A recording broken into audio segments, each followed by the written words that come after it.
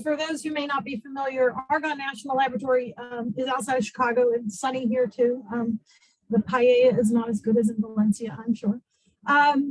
We have, it's a government funded entity, right? We have 3,500 folks on campus, on staff, and then we have visiting researchers coming in from around the world, which we managed to sustain on a remote basis during the pandemic. But I think in terms of learning, you know, like I looked at Daniel's data as he was presenting it, and what we are seeing tracks very, very closely to what he has shared in terms of the percentage of people who want to be remote and how many are in hybrid, et cetera. But I think one of the first big learnings for us, I called it the great understanding, is that the organization had to really decide what it was on a spectrum of in-person to virtual, right? You know, organizations and enterprises fall somewhere on that spectrum. There are businesses that are very physical in nature. You know, think about getting a haircut. How do you do that? You got to go to the place, right? And the person who does that has to work at that place. It's hard to cut people's hair remotely. So there are physical businesses. And then on the other end of the spectrum, there's design firms and digital agencies that can be completely virtual. And then there's everything in between. And I think it was a big revelation for my leadership to understand that there is an aspect of physicality to our organization and our mission that you cannot turn virtual.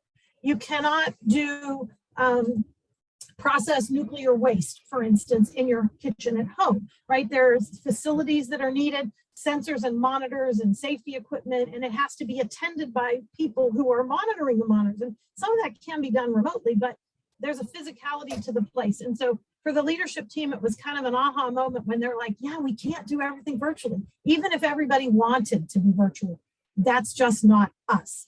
And then you kind of come to peace with that. And I think it's really important for an organization to understand what they are, right? And now within that enterprise, which is part virtual and part physical, what are the jobs and the roles and the functions, right? So the finance team kind of said, we are pretty much all virtual. We can process payments and accounts payable and expense reports, and we can do that all virtually, which is very different than our safety team or our grounds crew or our custodial staff, right? So understanding within the entity what their configuration of work was really important. I think the second thing learning really was, and again, Daniel covered it so well, is this understanding, and you did too, Mari, of employees' value and what is important to them. And I call that the great reevaluation, right? Like employees learned a lot in the past 2 months about how close they wanted to be to family, about how far they were willing to commute, about what they were comfortable with childcare. And every employee is going through these gymnastics in their mind about what's important to them. So that you have organizations understanding what they have, you've got employees understanding what's important to them. And that brings you to the great renegotiation, right? Everyone signed up for a job or a role with an organization based on a scope of work, a supervisor, a set of colleagues, what they were going to learn, the impact they were going to have, how much they were going to be compensated. All of that is up in the air now. And I think that's what we're in the middle of now. People call it the Great Resignation. That's just a symptom of what I think of as the Great Renegotiation.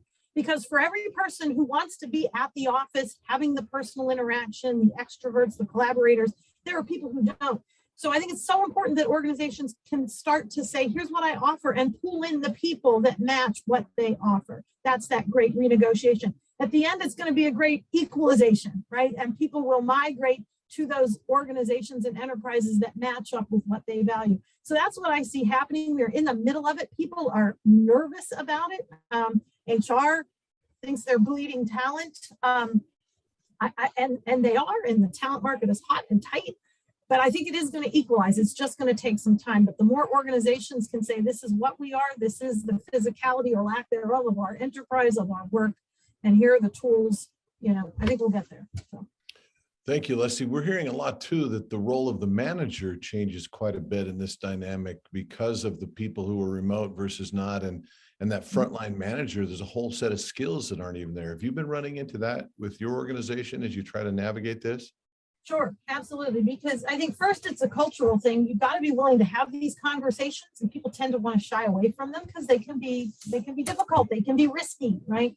But yeah, the front line has to if the work demands somebody be there, right, monitoring a high hazard research project, and you've got somebody who's afraid to come in because they live with an immunocompromised individual, that's a tough conversation. And I do think that our frontline supervisors are not skilled consistently, equally, right, to have those kinds of conversations. And there are other supervisors who aren't comfortable supervising remote employees. They default to, I really like to see you. And that may just be a personality thing. It may be their experience, but on both sides of the coin, I think there definitely are issues to manage. Some of it can be trained. Some of it, may need to be moving people around to places where they are playing to their strengths instead of their weaknesses.